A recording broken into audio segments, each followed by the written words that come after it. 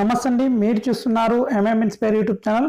విద్యా ఉద్యోగ సమాచారం కొరకు మా ఛానల్ని సబ్స్క్రైబ్ చేసుకోండి, లైక్ చేయండి, షేర్ చేయండి, పక్కనున్న బెల్ ఐకాన్ని ప్రెస్ చేయండి. ఈరోజు మనం చర్చించే అంశం ఏంటంటే రివల్యూషన్స్ అండి, అంటే విప్లవాలు. ఈ ఏరియా నుంచి మనకు ఒక మార్క్ వచ్చే అవకాశాలు ఉన్నాయండి. ఎందుకంటే ఇది ఇంపార్టెంట్ ఏరియా కాబట్టి కానిస్టేబుల్ ఎస్ఐకి ఒక మార్క్ వచ్చే అవకాశాలు ఉన్నాయి. కాకపోతే గత ప్రీవియస్ పేపర్లో కూడా ఈ ఏరియా నుంచి అడగడం జరుగుతుంది కాబట్టి ఇది చూసుకుంటే బెటర్ అండి. కాబట్టి ఈజీగా ఒక మార్కు వచ్చే అవకాశాలు ఉంటాయి కాబట్టి చూసుకోవాలండి, ఏది మనం వదిలిపెట్టకూడదు. చూడండి, ఫస్ట్ ఒకటి నీలి విప్లవం దేనికి సంబంధించిందంటే చేపల ఉత్పత్తికి అండి. నీలి విప్లవం చేపల ఉత్పత్తి మత్స్య పరిశ్రమకు సంబంధించిందండి. దీన్ని బ్లూ రివల్యూషన్ అని కూడా అంటారండి. సెకండ్ వన్ వచ్చేసి పసుపు విప్లవం, దీన్ని ఎల్లో రివల్యూషన్ అంటారండి. నూనె గింజల ఉత్పత్తికి పసుపు విప్లవం అంటే ఎల్లో రివల్యూషన్, ఇది నూనె గింజల ఉత్పత్తి కొరకు. తర్వాత మూడోది చూసినట్టయితే బంగారు విప్లవం, దీన్ని గోల్డెన్ రివల్యూషన్ అని కూడా అంటారండి. ఇది పండ్లు మరియు ఉద్యానవనాల పంటలకు సంబంధించిందండి. పండ్లు మరియు ఉద్యానవన పంటలకు సంబంధించి గోల్డెన్ రివల్యూషన్ అండి.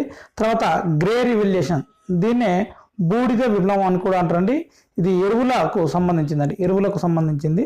ఇకపోతే శ్వేత విప్లవం అండి. శ్వేత విప్లవం దీన్ని వైట్ రివల్యూషన్ అని కూడా అంటారండి. పాలు మరియు పాల ఉత్పత్తులకు సంబంధించిందండి. ఇకపోతే వెండి విప్లవం, దీన్నే సిల్వర్ రివల్యూషన్ అని కూడా అంటారండి.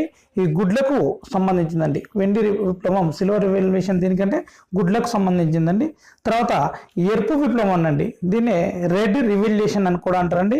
ఇది టమాటో మరియు మాంసానికి సంబంధించిందండి.